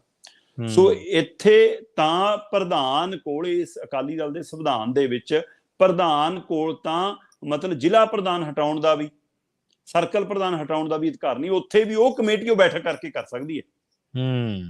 ਸੋ ਪਰ ਇੱਥੇ ਤਾਂ ਹੁਣ ਤੱਕ ਤੁਹਾਡੇ ਯਾਦ ਹੋਊਗਾ ਜਦੋਂ ਤੁਸੀਂ ਪੱਤਰਕਾਰੀ ਦੇ ਖੇਤਰ 'ਚ ਆਏ ਹੋ, ਤੁਸੀਂ ਯਾਦ ਕਰਕੇ ਦੇਖ ਲਓ, ਕਦੇ ਤੁਹਾਨੂੰ ਯਾਦ ਹੋਵੇ ਕਿ ਚੋਣ ਹੋਈ ਜੀ ਅਕਾਲੀ ਦਲ ਦੀ ਕਮੇਟੀ ਦੀ, ਕਦੇ ਸੁਨੇਹਾ ਆਇਆ ਹੋਵੇ, ਨਾਂ ਐਲਾਨਿਆਂ ਦੀ ਲਿਸਟ ਆਉਂਦੀ ਹੁੰਦੀ ਸੀ ਕਿ ਆਹ ਜੀ ਪ੍ਰੈਸ ਨੋਟ ਜਾਰੀ ਹੋ ਗਿਆ, ਦਲਜੀਤ ਚੀਮਾ ਜੀ ਨੇ ਪੜ੍ਹਤਾ ਜੀ, ਆਹ ਢੀਂਡਸਾ ਜੀ ਨੇ ਪੜ੍ਹਤਾ ਜੀ, ਉਹਨੇ ਪੜ੍ਹਤਾ, ਕਿਆ ਲੋ। ਸੁਖਬੀਰ ਸਿੰਘ ਬਾਦਲ ਨੂੰ ਕਿਸੇ ਸਮੇਂ ਬ੍ਰਹਮਪੁਰਾ, ਢੀਂਡਸਾ ਇਹ ਨਾਮ ਪੇਸ਼ ਕਰਦੇ ਰਹੇ ਨੇ, ਇਹ ਨਾਮ ਪ੍ਰੋੜਤਾ ਕਰਦੇ ਰਹੇ ਨੇ। ਕਿਸੇ ਸਮੇਂ ਕੈਪਟਨ ਕਮਲਜੀਤ ਹੋਰੀ ਇਹ ਨਾਮ ਪੇਸ਼ ਕਰਦੇ ਰਹੇ ਨੇ ਸੁਖਬੀਰ ਬਾਦਲ ਦਾ। ਦੂਸਰੀ ਵਾਰ ਜਦੋਂ ਨਹੀਂ ਸੀਗੇ ਫਿਰ ਇਹ ਕੰਮ ਲਈ ਢੀਂਡਸਾ ਔਰ ਬ੍ਰਹਮਪੁਰਾ ਨੂੰ ਵੀ ਨਾਲ ਲਿਆਂਦਾ ਗਿਆ। ਫਿਰ ਉਸ ਤੋਂ ਬਾਅਦ ਇਹ ਦੌਰ ਵੀ ਆਇਆ ਕਿ ਚੰਦੂ ਮਾਜਰੇ ਹੋਰੀ, ਇਹਨਾਂ ਨੇ ਵੀ ਨਾਮ ਪੇਸ਼ ਕੀਤਾ, ਪ੍ਰੋੜਤਾ ਕੀਤੀ। ਜਗਮੀਤ ਬਰਾੜ ਨੇ ਉਹਦੀ ਪ੍ਰੋੜਤਾ ਕੀਤੀ, ਦਲਜੀਤ ਚੀਮੇ ਨੇ ਕੀਤੀ। ਸੋ ਜਿਹੜੀਆਂ ਧਿਰਾਂ ਸੁਖਬੀਰ ਬਾਦਲ ਦਾ ਪ੍ਰਧਾਨ ਲਈ ਨਾਮ ਪੇਸ਼ ਕਰਦੀਆਂ ਸੀ, ਅੱਜ ਉਹ ਵਿਰੋਧ ਕਰ ਰਹੀਆਂ ਨੇ। ਸੋ ਇਸ ਦਾ ਮਤਲਬ ਬਾਦਲ ਸਾਹਿਬ ਦੀ ਕਿੱਡੀ ਵੱਡੀ ਆਸ਼ੀਰਵਾਦ ਸੀਗਾ, ਯੋਜਨਾ ਸੀ ਕਿ ਉਹਨਾਂ ਨੂੰ ਪਤਾ ਸੀ ਅੱਛਾ ਬ੍ਰਹਮਪੁਰਾ ਚੈਲੰਜ ਕਰ ਸਕਦਾ, ਬੁਲਾ ਲਓ ਘਰੇ। ਬ੍ਰਹਮਪੁਰਾ ਸਾਹਿਬ ਆਪਾਂ ਤੁਹਾਡੇ ਕਾਕਾ ਜੀ ਨੂੰ ਵੀ ਆਹ ਉਹਦਾ ਦੇਣਾ ਤੇ ਤੁਸੀਂ ਇਹ ਹੁਣ ਤੁਸੀਂ ਵੱਡੇ ਹੋ, ਤੁਸੀਂ ਸੁਖਬੀਰ ਨੂੰ ਉੱਥੇ ਆਸ਼ੀਰਵਾਦ ਦੇਣਾ, ਨਾ ਤੁਸੀਂ ਪੇਸ਼ ਕਰ ਦਿਓ। ਸੋ ਜਿੱਥੋਂ ਇਸੇ ਤਰ੍ਹਾਂ ਕੈਪਟਨ ਕਮਲਜੀਤ, ਇਸੇ ਤਰ੍ਹਾਂ ਢੀਂਡਸਾ, ਇਸੇ ਤਰ੍ਹਾਂ ਚੰਦੂ ਮਾਜਰਾ ਸਮੇਂ ਜਿੱਥੋਂ ਬਾਗੀ ਸੁਰ ਉੱਠ ਸਕਦੀ ਸੀ ਉਹਨਾਂ ਤੋਂ ਹੀ ਨਾਂ ਪੇਸ਼ ਕਰਾਏ। ਸੋ ਉਹ ਜਿਹੜੀ ਅਗਲੀ ਪੀੜ੍ਹੀ ਦੀ ਲਾਲਸਾ ਸੀ ਉਹ ਇਕੱਲੇ ਬਾਦਲ ਪਰਿਵਾਰ 'ਚ ਥੋੜਾ ਰਹੀ, ਫਿਰ ਇਹਨਾਂ ਲੀਡਰਾਂ 'ਚ ਵੀ ਸੀਗੇ। ਸਾਡੇ ਵੀ ਮੁੰਡੇ ਐਡਜਸਟ ਹੋ ਰਹੇ ਨੇ, ਸਾਡੇ ਵੀ ਮੁੰਡਿਆਂ ਨੂੰ ਟਿਕਟ ਮਿਲਣੀ, ਇਸ ਲਈ ਉਹ ਸੁਖਬੀਰ ਨੂੰ ਪ੍ਰਵਾਨ ਕਰਦੇ ਰਹੇ ਤੇ ਅਕਾਲੀ ਦਲ ਦਾ ਸੰਵਿਧਾਨ ਹੋਰ ਪਿਛਾਂ ਜਾਂਦਾ ਸਾਰਿਆਂ ਨੇ ਭੁਲਾ ਦਿੱਤਾ। ਕੱਲ ਦੀ ਪੰਜਾਬੀ ਟ੍ਰਿਬਿਊਨ ਦੇ ਵਿੱਚ ਆਪਣਾ ਹਮੀਰ ਸਿੰਘ ਭਾਜੀ ਹੋਰਾਂ ਨੇ ਪੂਰਾ ਉਹ ਸੰਵਿਧਾਨ ਖੋਲ ਕੇ ਪੰਜਾਬੀ 'ਚ ਲਿਆਂਦਾ। ਇਹਨਾਂ ਨੇ ਤਾਂ ਅੰਗਰੇਜ਼ੀ 'ਚ ਪਾਇਆ ਹੋਇਆ, ਆਪਣੀਆਂ ਜਿਹੜੀਆਂ ਵੈਬਸਾਈਟਾਂ ਤੇ ਪਾਇਆ। ਉਹਨਾਂ ਨੇ ਉੱਥੋਂ ਕਰਕੇ ਪੰਜਾਬੀ 'ਚ ਕਿ ਭਾਈ ਸ਼ਾਇਦ ਅਕਾਲੀ ਵੀ ਪੜ੍ਹ ਲੈਣ ਕਿ ਅੱਛਾ ਸਾਡਾ ਇਹ ਸੰਵਿਧਾਨ। ਸੋ ਉੱਥੋਂ ਕਿੰਨੇ ਤੱਥ ਖੁੱਲ ਕੇ ਸਾਹਮਣੇ ਆਏ ਕਿ ਭਾਈ ਸੰਵਿਧਾਨ ਅਨੁਸਾਰ ਕੁਛ ਨਹੀਂ ਹੁੰਦਾ।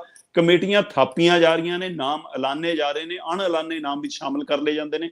ਸੋ ਇਸ ਲਈ ਜਦੋਂ ਉਹ ਮੁੱਦਾ ਉੱਠਿਆ, ਚੰਦੂ ਮਾਜਰੇ ਉਹਨਾਂ ਨੇ ਜਦੋਂ ਇਹ ਸਵਾਲ ਖੜਾ ਕੀਤਾ, ਫਿਰ ਇਹਨਾਂ ਨੇ ਕਿਹਾ ਕਿ ਨਹੀਂ ਉਹ ਤਾਂ ਗਲਤ ਲਿਖ ਹੋ ਗਿਆ ਸੀ, ਵਰਕਿੰਗ ਕਮੇਟੀ ਭੰਗ ਨਹੀਂ ਕੀਤੀ। ਫਿਰ ਸਰਕਲ ਪ੍ਰਧਾਨ ਵੀ ਬੁਲਾ ਲਏ, ਜ਼ਿਲ੍ਹਾ ਪ੍ਰਧਾਨ ਵੀ ਬੁਲਾ ਲਏ, ਫਿਰ ਵਰਕਿੰਗ ਕਮੇਟੀ ਦੀ ਬੈਠਕ ਵੀ ਹੋ ਲਈ, ਸਾਬਕਾ MLA MP ਵੀ ਬੁਲਾ ਲਏ ਤੇ ਕਹਿੰਦੇ ਜੀ ਸਾਰਿਆਂ ਸਹਿਮਤੀ ਹੈ ਜੀ, ਫਿਲਹਾਲ ਪ੍ਰਧਾਨਗੀ ਤੇ ਭਰੋਸਾ। ਸੋਹਣੇ 8 ਤੋਂ 10 ਦਿਨ ਦਾ ਹੀ ਭਰੋਸਾ ਜਾਂ ਮਹੀਨੇ ਦਾ ਭਰੋਸਾ ਜਾਂ ਅਗਲੇ ਇਜਲਾਸ ਬੁਲਾਉਣ ਦਾ ਵਾਅਦਾ। ਦੱਸਣ ਵਾਲੇ ਦੱਸਦੇ ਨੇ ਪ੍ਰਵੀਨ ਜੀ ਕਿ ਸੁਖਬੀਰ ਬਾਦਲ ਨੇ ਇਹ ਕਿਹਾ ਕਿ ਮੈਨੂੰ ਥੋੜਾ ਜਿਹਾ ਸਮਾਂ ਦੇ ਦਿਓ, ਮੈਂ ਆਪ ਇਹ ਲਾਂਭੇ ਹੋ ਜਾਵਾਂਗਾ। ਕੀ ਇਹ ਰਾਜਨੀਤਿਕ ਚਾਲ ਹੈ ਜੀ? ਸਮਾਂ ਵਿਰੋਧ ਟਾਲਣ ਦੀ ਚਾਲ ਹੈ, ਸਮਾਂ ਲੈਣ ਦੀ ਚਾਲ ਹੈ ਕਿ ਮੈਂ ਮਨਾ ਲੂੰਗਾ, ਸਮਝਾ ਲੂੰਗਾ। ਕਿਉਂਕਿ ਕੱਲ ਵਾਲੀ ਬੈਠਕ ਦੇ ਵਿੱਚ ਜਗੀਰ ਕੌਰ ਤੇ ਚੰਦੂ ਮਾਜਰਾ ਮੁਰਲੀ ਕਤਾਰ 'ਚ ਬੈਠੇ ਸੀ ਨਾਲ, ਪਰ ਅਯਾਲੀ ਤੇ ਜਗਮੀਤ ਬਰਾੜ ਨਹੀਂ ਆਏ। ਜਗਮੀਤ ਬਰਾੜ ਨੂੰ ਲੈ ਕੇ ਕੋਈ ਸ਼ੰਕੇ ਸ਼ੋਭੇ ਨਹੀਂ, ਉਹਦੇ ਤੇ ਕਾਰਵਾਈ ਹੋ ਵੀ ਜਾਣੀ ਹੈ। ਉਹ ਕਾਂਗਰਸੀ ਰੰਗ ਵਾਲਾ ਤੇ ਉਹ ਤੋਂ ਦੁਖੀ ਸਾਰੀਆਂ ਤਰ੍ਹਾਂ ਹੈਗੀਆਂ ਨੇ ਅੰਦਰ, ਤੇ ਉਹਨਾਂ ਦੀ ਬੋਲਚਾਲ ਤੋਂ ਵੀ ਸਾਰੇ ਕਿਉਂ ਕਿਸੇ ਇੱਕ ਲਾਈਨ ਤੇ ਨਹੀਂ ਖੜਦੇ। ਪਰ ਸਭ ਤੋਂ ਵੱਧ ਫਿਕਰ ਉਹਨਾਂ ਨੂੰ ਚੰਦੂ ਮਾਜਰਾ, ਜਗੀਰ ਕੌਰ ਅਜਿਹੀਆਂ ਧਿਰਾਂ ਤੋਂ ਸੀਗਾ। ਉਸ ਨੂੰ ਮਨਾ ਕੇ ਬੈਠਕ 'ਚ ਲਿਆਉਣ 'ਚ ਕਾਮਯਾਬ ਹੋਣਾ ਹੀ ਸੁਖਬੀਰ ਬਾਦਲ ਦੀ ਕਾਮਯਾਬੀ ਹੈ ਕਿ ਲੈ ਭਾਈ ਮਹੀਨਾ ਤਾਂ ਲੰਘ ਜੂਗਾ ਹੁਣ ਆਪਣਾ। ਪਰ ਅਯਾਲੀ ਕੀ ਜਗਮੀਤ ਬਰਾੜ ਤੋਂ ਬਾਅਦ ਅਗਲੀ ਕਾਰਵਾਈ ਅਯਾਲੀ ਤੇ ਹੋਊਗੀ, ਇਹ ਹੁਣ ਚਰਚਾ ਜ਼ਰੂਰ ਖੜੀ ਹੈ। ਪਰ ਅਯਾਲੀ ਹੋਰੀ ਆਪਣੇ ਸਟੈਂਡ ਤੇ ਕਾਇਮ ਨੇ ਤੇ ਉਧਰ ਉਹ ਆਪਣੀ ਉਹਨਾਂ ਪਹਿਲੂਆਂ ਤੇ ਕਾਇਮ ਨੇ, ਤੇ ਇੱਧਰ ਸੁਖਬੀਰ ਬਾਦਲ ਨੇ ਥੋੜੇ ਜਿਹੇ ਦਿਨ ਦਾ ਭਰੋਸਾ ਲੈ ਕੇ ਦੁਬਈ ਨੂੰ ਉਡਾਰੀ ਭਰੀ ਆ। ਕਹਿੰਦੇ ਜੀ ਛੁੱਟੀ ਤੇ ਜਾਣਾ, ਥਕਾਨ ਤਾਰਨ ਜਾਣਾ। ਸੋ ਇਸ ਲਈ ਉਹ 8-10 ਦਿਨਾਂ ਦੀ ਇੱਕ ਪਰਿਵਾਰਕ ਛੁੱਟੀ ਤੇ ਗਏ ਨੇ। ਦੁਬਈ ਤੱਕ ਦਾ ਹੀ ਪਤਾ ਜੀ, ਦੁਬਈ ਤੋਂ ਅੱਗੇ ਕਿੱਥੇ ਜਾਣਾ ਅਜੇ ਪਤਾ ਨਹੀਂ ਲੱਗਿਆ ਪ੍ਰਵੀਨ ਜੀ। ਬਿਲਕੁਲ। ਅਗਲੀ ਖਬਰ ਦੇ ਵੱਲ ਵਧ ਗਏ, ਜਿਹੜੇ ਤੇਜਸਵੀ ਯਾਦਵ ਨੇ ਨਵੀਂ ਸੱਤਾ ਮਿਲੀ ਆ, ਸੱਤਾ ਗਈ ਵੀ ਭ੍ਰਿਸ਼ਟਾਚਾਰ ਕਰਕੇ ਹੀ ਸੀ, ਸਾਨੂੰ ਇਹ ਨਹੀਂ ਭੁੱਲਣਾ ਚਾਹੀਦਾ। ਸੱਤਾ ਮਿਲੀ ਹੈ ਤੇ ਉਹਦੇ 'ਚ ਨਿਤਿਸ਼ ਦਾ ਬਹੁਤ ਵੱਡਾ ਯੋਗਦਾਨ ਆ, ਬੀਜੇਪੀ ਦਾ ਹੀ ਕਹਿ ਸਕਦੇ ਹਾਂ ਆਪਾਂ, ਕਿਉਂਕਿ ਜਦੋਂ ਉਹਨਾਂ ਨੇ ਆਪਦਾ ਪਾਲਾ ਮਲਣਾ ਸ਼ੁਰੂ ਕਰਤਾ ਤੇ ਫਿਰ ਨਿਤਿਸ਼ ਨੇ ਵੀ ਆਪਦਾ ਜੋ ਸਹੀ ਲੱਗਿਆ ਵਿਚਾਰ ਲਿਆ। ਕਹਿੰਦੇ ਗਠਬੰਧਨ ਜਿਹੜੀ ਸਰਕਾਰ ਬਣੀ ਆ, ਭਾਜਪਾ ਦੇ ਮੂੰਹ ਤੇ ਚਪੇੜ ਵਾਂਗ ਆ।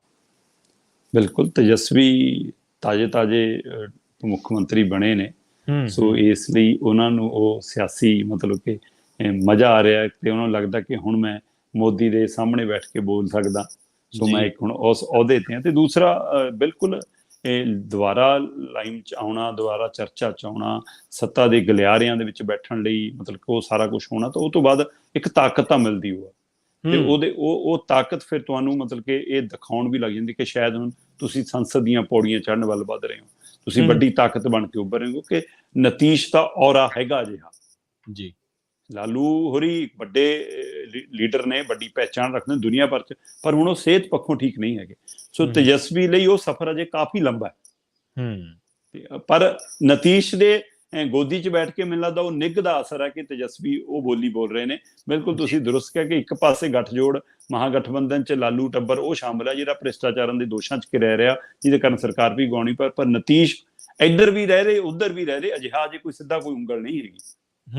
ਨਤੀਸ਼ ਅਜਿਹੇ ਦਾਗਾਂ ਤੋਂ ਲਗਭਗ ਸਿੱਧੇ ਰੂਪ 'ਚ ਬਚੇ ਰਹੇ ਨੇ, ਸੋ ਇਸ ਲਈ ਨਤੀਸ਼ ਹੋਰਾਂ ਕੋਲ ਇੱਕ ਮਤਲਬ ਕਿ ਇਹ ਸਮਾਂ ਵੀ ਹੈਗਾ। ਔਰ ਉਹ ਹੁਣ ਉਹਨਾਂ ਨੇ, ਮੈਨੂੰ ਲੱਗ ਰਿਹਾ ਕਿ ਤੇਜਸਵੀ ਨੂੰ ਕਿਹਾ ਕਿ ਕਾਕਾ ਤੂੰ ਜੇ ਚਲਾ ਸਕਦਾ ਇਹਨੂੰ ਚਲਾ, ਮੈਂ ਸੀਐਮ ਵਜੋਂ ਰਹੂੰਗਾ ਜ਼ਰੂਰ, ਪਰ ਜ਼ਿਆਦਾਤਰ ਸਰਕਾਰ ਤੈਂ ਚਲਾਉਣੀ ਆ, ਤਾਂ ਕਿ ਮਹਾਗਠਜੋੜ ਨੂੰ, ਲਾਲੂ ਟੱਬਰ ਨੂੰ ਭਰੋਸਾ ਬਣਿਆ ਰਹੇ ਤੇ ਵੱਡੀ ਪਾਰਟੀ ਹੋਣ ਦੇ ਨਾਤੇ ਉਹ ਮਾਣ ਵੀ ਮਹਿਸੂਸ ਕਰਨ, ਉੱਥੇ ਕੋਈ ਭੱਜ ਨੱਠ ਵਾਲੀ, ਕੋਈ ਕਿਸੇ ਹੋਰ ਪਾਲੇ 'ਚ ਵਿਕਣ ਵਾਲੀ ਸਥਿਤੀ ਨਾ ਹੋਵੇ। ਤੇ ਨਤੀਸ਼ ਹੁਣ ਨਿਕਲ ਚੁੱਕੇ ਨੇ, ਝੋਲਾ ਚੱਕ ਕੇ ਕੱਢਣ ਵਾਲੇ ਨੂੰ ਝੋਲਾ ਚੱਕ ਕੇ ਬਾਹਰ ਕਰਨ ਦੇ ਹਵਾਲੇ ਨਾਲ, ਕਿਉਂਕਿ ਮੋਦੀ ਜੀ ਦਾ ਕਹਿੰਦੇ ਤੁਸੀਂ ਜਬ ਆਇਆ ਮੈਂ ਝੋਲਾ ਉਠਾ ਕੇ ਚੱਲ ਦੂੰਗਾ, ਤਾਂ ਨਤੀਸ਼ ਜੀ ਕਹਿੰਦੇ 2014 ਵਾਲੇ ਹੁਣ 2024 'ਚ ਨਹੀਂ ਲੱਭਣਗੇ। ਸੋ ਨਤੀਸ਼ ਹੋਰਾਂ ਨੇ ਹੁਣ ਦੇਸ਼ ਭਰ ਦੇ ਵਿੱਚ ਵਿਰੋਧੀ ਪਾਰਟੀਆਂ ਨਾਲ ਮੁਲਾਕਾਤਾਂ ਦੇ ਲਈ ਸੰਪਰਕ ਸਾਧਨਾ ਸ਼ੁਰੂ ਕਰ ਦਿੱਤਾ। ਕੱਲ ਉਹਨਾਂ ਨੇ ਕਹਿੰਦੇ 12 ਤੋਂ 15 ਲੀਡਰਾਂ ਨਾਲ ਫੋਨ ਤੇ ਤਾਲਮੇਲ ਕੀਤਾ, ਦੇਸ਼ ਦੇ ਵੱਡੇ ਵੱਖੋ-ਵੱਖ ਜਿਹੜੇ ਗੱਠਜੋੜ ਜਿਹੜੇ ਲਗਭਗ ਉਹਨਾਂ ਦੇ ਨਾਲ ਨੇ, ਔਰ 3-4 ਲੀਡਰ ਉਹ ਨੇ, ਪ੍ਰਵੀਨ ਜੀ, ਉਹ ਸੰਗਠਨ ਨੇ ਜਿਹੜੇ ਅਜੇ ਕਿਸੇ ਗੱਠਜੋੜ 'ਚ ਨਹੀਂ ਹੈਗੇ। 10 ਤੋਂ ਵੱਧ ਸੰਗਠਨ ਨੇ ਜਿਹੜੇ ਨਾ ਐਨਡੀਏ 'ਚ ਨੇ ਨਾ ਯੂਪੀਏ 'ਚ ਨੇ, ਉਹਨਾਂ 'ਚੋਂ 3 ਸੰਗਠਨਾਂ ਦੇ ਲੀਡਰਾਂ ਨਾਲ ਕਹਿੰਦੇ ਕੱਲ ਤਾਲਮੇਲ ਹੋਇਆ ਤੇ ਉਹਨਾਂ ਨਾਲ ਵੀ ਫੋਨ ਤੇ ਰਾਬਤਾ ਹੋਇਆ। ਸੋ ਨਤੀਸ਼ ਹੋਰੀ ਹੁਣ ਇਸ ਭੂਮਿਕਾ 'ਚ ਆਉਣਾ ਚਾਹੁੰਦੇ ਨੇ ਕਿ ਇੱਕ ਝੰਡੇ ਥੱਲੇ ਇਕੱਠੇ ਹੋਈਏ, ਇੱਕ ਏਜੰਡੇ ਥੱਲੇ ਇਕੱਠੇ ਹੋਈਏ। ਸੋ ਇੱਕ ਪਾਸੇ ਸਵਾਲ ਏਜੰਡੇ ਦਾ, ਦੂਏ ਪਾਸੇ ਸਵਾਲ ਝੰਡੇ ਦਾ। ਸੋ ਦੂਸਰਿਆਂ ਨੂੰ ਛੇਤੀ ਹੈ ਕਿ ਅਸੀਂ ਹਰ ਘਰ ਝੰਡਾ ਲਵਾ ਕੇ ਅਸੀਂ ਵੋਟਾਂ ਗਿਣ ਲਈਏ 2024 ਦੀਆਂ ਹੁਣੇ, ਤੇ ਇੱਧਰ ਇਹ ਕਹਿੰਦੇ ਪਹਿਲਾਂ ਇੱਕ ਏਜੰਡੇ ਤੇ ਇਕੱਠੇ ਹੋ ਜਾਈਏ। ਜੇਕਰ ਇਹ ਏਜੰਡਾ ਹੀ ਇਕੱਠਾ ਨਾ ਹੋਇਆ ਫਿਰ ਮੋਦੀ ਸਰਕਾਰ ਲਈ ਰਾਹਤ ਵਾਲੀ ਖਬਰ ਹੋਏਗੀ, ਕਿਉਂਕਿ ਇੱਥੇ ਜਦੋਂ ਇਕੱਠੇ ਹੋਣ ਲੱਗਦੇ ਨੇ ਤਾਂ ਹਰ ਕੋਈ ਮੁਰਲੀ ਕਤਾਰ 'ਚ ਬੈਠਣ ਲਈ ਕਾਹਲਾ ਹੁੰਦਾ, ਹਰ ਕੋਈ ਕਹਿੰਦਾ ਕਿ 90 ਡਿਗਰੀ ਤੇ ਮੈਂ ਬੈਠਾ ਹਾਂ ਪ੍ਰਧਾਨ ਮੰਤਰੀ ਦੀ ਕੁਰਸੀ ਦੇ ਸਾਹਮਣੇ। ਸੋ ਇਸ ਲਈ ਜਦੋਂ ਇਹ ਦੇਖਣ ਲੱਗਦੇ ਨੇ, ਸ਼ਰਦ ਪਵਾਰ ਵੀ ਸੁਪਨਾ ਲੈਂਦੇ ਨੇ, ਮਮਤਾ ਬੈਨਰਜੀ ਵੀ ਸੁਪਨਾ ਲੈਂਦੀ ਹੈ, ਨਤੀਸ਼ ਵੀ ਸੁਪਨਾ ਲੈਂਦੇ ਨੇ, ਇੱਥੋਂ ਤੱਕ ਕਿ ਜਿਹੜੇ ਸਮਾਜਵਾਦੀ ਪਾਰਟੀ ਵਾਲੇ ਅਖਿਲੇਸ਼ ਹੋਰੀ ਉਹ ਵੀ ਸੋਚਦੇ ਨੇ ਕਿ ਅਸੀਂ ਵੀ ਇਸ ਲਾਈਨ 'ਚ ਤਾਂ ਆ ਗਏ। ਸੋ ਚੰਦਰ ਬਾਬੂ ਨਾਇਡੂ ਹੋਰੀ ਵੀ ਹੈਗੇ ਨੇ। ਸੋ ਇਹ ਕਿੰਨੀਆਂ ਧਿਰਾਂ ਨੇ। ਸੋ ਇਸ ਲਈ ਉਹ ਧਿਰਾਂ ਜਦੋਂ ਤੱਕ ਇਸ ਰੂਪ 'ਚ ਨਹੀਂ ਆਉਣਗੀਆਂ ਕਿ ਅਸੀਂ ਬੀਜੇਪੀ ਦਾ ਬਦਲ ਬਣਨਾ, ਤੇ ਹੁਣ ਕਾਂਗਰਸ ਨੂੰ ਪਿੱਛੇ ਆ ਕੇ ਖੜਨਾ ਪੈਣਾ। ਕਾਂਗਰਸ ਇਸ ਭੁਲੇਖੇ 'ਚ ਨਾ ਰਹੇ ਕਿ ਹਾਂ ਉੱਥੇ ਇਹ ਸੁਖਬੀਰ ਬਾਦਲ ਨੇ ਤਾਂ ਚਲ ਕੁਝ ਦਿਨ ਦੀ ਪ੍ਰਧਾਨਗੀ ਲੈ ਲਈ, ਪਰ ਮਹਾਗਠਜੋੜ ਦੇ ਵਿੱਚ ਰਾਜ ਤਿਲਕ ਰਾਹੁਲ ਗਾਂਧੀ ਨੂੰ ਨਹੀਂ ਹੋਣ ਵਾਲਾ। ਸੋ ਇਸ ਗੱਲ ਲਈ ਰਾਹੁਲ ਗਾਂਧੀ ਨੂੰ ਸਮਝਣਾ ਪੈਣਾ ਕਿ ਜਾਂ ਤਾਂ ਮਗਰ ਰਹਿ ਕੇ ਤੁਰੋ, ਨਾਲ ਰਹਿਣਾ ਜ਼ਰੂਰੀ ਹੈ, ਕਿਉਂਕਿ ਕਾਂਗਰਸ ਅਜੇ ਵੀ ਉਹ ਪਾਰਟੀ ਹੈ ਜਿਹੜੀ ਕੇਂਦਰੀ ਪਾਰਟੀ ਵਜੋਂ ਜਾਣੀ ਜਾਂਦੀ ਹੈ, ਜਿਹਦਾ ਹਰ ਸੂਬੇ 'ਚ ਕਿਤੇ ਨਾ ਕਿਤੇ ਕੋਈ ਨਾ ਕੋਈ ਦੀਵਾ ਜਗਦਾ। ਸੋ ਇਸ ਲਈ ਕਾਂਗਰਸ ਨੂੰ ਨਾਲ ਰੱਖਣਾ ਵੀ ਜ਼ਰੂਰੀ ਹੈ ਇਹਨਾਂ ਦਾ, ਪਰ ਕਾਂਗਰਸ ਹੁਣ ਮੂਹਰੇ ਨਹੀਂ ਹੋ ਸਕਦੀ, ਤੇ ਜਿਹੜੇ ਮੂਹਰੇ ਨੇ ਇਹਨਾਂ ਨੂੰ ਇੱਕ ਲਾੜਾ ਚੁਰਨਾ ਪੈਣਾ। ਬਰਾਤ ਇੱਕ ਲਾੜੇ ਨਾਲ ਜਾਂਦੀ ਹੈ, ਸਰਬਾਲਾ ਇੱਕ ਜਾਂ ਦੋ ਹੋ ਸਕਦੇ ਨੇ ਕਿ ਘੋੜੀ ਦੇ ਜਵਾਕ ਇੱਕ ਮੂਹਰੇ ਬਿਠਾ ਲਿਆ ਤੇ ਇੱਕ ਪਿੱਛੇ ਬਿਠਾ ਲਿਆ, ਪਰ ਐ ਨਹੀਂਗਾ ਕਿ ਸਾਰੀ ਲਾੜਿਆਂ ਦੀ ਬਰਾਤ ਹੋਵੇ ਤੇ ਬਰਾਤੀ ਕੋਈ ਹੋਵੇ ਨਾ। ਸੋ ਇਸ ਲਈ ਇਸ ਤੇ ਮਹਾਗਠਜੋੜ ਨੂੰ ਧਿਆਨ ਕਰਨਾ ਪੈਣਾ। ਪਰ ਨਤੀਸ਼ ਇਸ ਮਾਮਲੇ 'ਚ ਸਿਆਣੇ ਨੇ, ਹੁਣ ਉਹ ਕਿੰਨੀ ਤਾਕਤ ਜੁਟਾ ਪਾਉਂਦੇ ਨੇ ਔਰ ਕਿੰਨਾ ਫੰਡ ਜੁਟਾ ਪਾਉਂਦੇ ਨੇ ਬੀਜੇਪੀ ਦੇ ਸਾਹਮਣੇ ਲੜਨ ਲਈ, ਇਹ ਦੇਖਣ ਵਾਲੀ ਗੱਲ ਹੋਏਗੀ। ਦੇਖੋ ਸ਼ਰਮਾ ਜੀ, ਗੱਲ ਇਹ ਹੈ ਵੀ ਸੱਤਾ ਦੇ ਵਿੱਚ ਅਹੁਦਿਆਂ ਦੀ ਲਾਲਸਾ ਅਤੇ ਸਿਆਸੀ ਆਕਾਂਖਾਵਾਂ, ਜਿਹਨੂੰ ਆਪਾਂ ਸੌਖੇ ਲਫ਼ਜ਼ਾਂ ਦੇ ਵਿੱਚ ਐਕਸਪੈਕਟੇਸ਼ਨਸ ਕਹਿ ਸਕਦੇ ਹਾਂ, ਬਿਲਕੁਲ, ਆਸਾਂ, ਉਹ ਤਾਂ ਸਦਾ ਹੀ ਬਣੀਆਂ ਰਹਿੰਦੀਆਂ। ਬਿਲਕੁਲ ਤੇ ਨਿਤਿਸ਼ ਤੇ ਮੋਦੀ ਤਾਂ ਬਹੁਤ ਪੁਰਾਣੇ ਇੱਕ ਦੂਜੇ ਨੂੰ ਮਤਲਬ ਜਾਣਦੇ ਨੇ। ਜਾਣਦੇ ਨੇ, ਇੱਕ ਦੂਜੇ ਨਾਲ ਪੁਰਾਣੇ ਇਹਨਾਂ ਦੇ ਦੌੜ ਭੱਜ ਹੈਗੀ ਹੈ ਇਹਨਾਂ ਦੇ ਵਿੱਚ। ਬਿਲਕੁਲ, ਤੇ ਬਿਲਕੁਲ। ਜੇ ਨਿਤਿਸ਼ ਕੁਮਾਰ ਐਸਾ ਕਰ ਜਾਂਦੇ ਨੇ 2024 ਦੇ ਵਿੱਚ ਕੋਈ ਕ੍ਰਿਸ਼ਮਾ, ਹਾਲਾਂਕਿ ਉਹਦੇ ਇਮਕਾਨ ਫਿਲਹਾਲ ਦੀ ਘੜੀ ਬਹੁਤ ਘੱਟ ਹਾਂ, ਨੇ, ਬਹੁਤ ਮੰਦਵ ਨੇ। ਬਹੁਤ, ਹਾਂ, ਹਾਂਜੀ। ਬਿਲकुल। ਜੇ ਐਸਾ ਕੋਈ ਕ੍ਰਿਸ਼ਮਾ ਕਰ ਜਾਂਦੇ ਨੇ ਤਾਂ ਉਹਨਾਂ ਦੀ, ਮੇਰਾ ਖਿਆਲ ਹੈ ਕਿ ਜੋ ਦਿਲੀ ਇੱਛਾ, ਇੱਕ ਕਾਮਨਾ ਹੁੰਦੀ ਹੈ ਨਾ ਕਿ ਆਪਣੇ ਜੀ, ਕੰਪੀਟੀਟਰ ਨੂੰ ਸਿੱਟਣਾ ਹੈ ਤੇ ਉਹਦਾ ਉਹਦਾ ਬਿਲकुल। ਬਣਾਉਣਾ, ਤਾਂ ਉਹ ਸ਼ਾਇਦ ਜ਼ਰੂਰ ਟੀਚੇ ਵੱਲ ਪੂਰਾ ਹੋ ਸਕਣਗੇ। ਪਰ ਇਹਦੇ ਲਈ ਜਿਵੇਂ ਤੁਸੀਂ ਕਿਹਾ ਕਿ ਹਲੇ ਫਿਲਹਾਲ ਗੁਣਾਗਣਿਤ ਬਹੁਤ ਜ਼ਿਆਦਾ ਕਰਨੇ ਪੈਣੇ ਨੇ। ਬਿਲकुल। ਤੇ ਇਹਨਾਂ ਖਾਸ ਖਬਰਾਂ ਤੇ ਖਾਸ ਜਾਣਕਾਰੀਆਂ ਦੇ ਲਈ ਸ਼ਰਮਾ ਜੀ ਤੁਹਾਡਾ ਬਹੁਤ-ਬਹੁਤ ਧੰਨਵਾਦ। ਬਹੁਤ-ਬਹੁਤ ਸ਼ੁਕਰੀਆ। ਜੀ। ਸੋ ਸਰੋਤਿਓ, ਤੁਹਾਡਾ ਵੀ ਬਹੁਤ-ਬਹੁਤ ਧੰਨਵਾਦ। ਪੰਜਾਬੀ ਰੇਡੀਓ ਯੂਐਸਏ ਦੇ ਪ੍ਰੋਗਰਾਮ ਖਬਰ ਤੇ ਨਜ਼ਰ ਦੇ ਵਿੱਚ ਸਮਾਂ ਇਜਾਜ਼ਤ ਨਹੀਂ ਦਿੰਦਾ। ਦਿਲ ਤਾਂ ਬਹੁਤ ਕਰਦਾ ਕਿ ਹੋਰ ਕੁਝ ਖਬਰਾਂ ਤੇ ਕੁਝ ਟਿੱਪਣੀਆਂ ਸ਼ਰਮਾ ਜੀ ਦੀਆਂ ਲਈਆਂ ਜਾਣ, ਪਰ ਹੁਣ ਮੁਲਾਕਾਤ ਹੋਵੇਗੀ ਆਪਣੀ ਕੱਲ੍ਹ। ਸੋ ਮੈਨੂੰ ਪ੍ਰਵੀਨ ਸ਼ਰਮਾ ਨੂੰ ਇੱਥੇ ਦਿਓ ਇਜਾਜ਼ਤ। ਜੁੜੇ ਰਹੋ ਪੰਜਾਬੀ ਰੇਡੀਓ ਯੂਐਸਏ ਦੇ ਨਾਲ ਤੇ ਆਖਿਰ ਦੇ ਵਿੱਚ ਇੱਕ ਵਾਰ ਫਿਰ ਤੋਂ ਤੁਹਾਨੂੰ ਸਭ ਨੂੰ ਪਿਆਰ ਸਤਿਕਾਰ ਸਹਿਤ ਸਤਿ ਸ਼੍ਰੀ ਅਕਾਲ।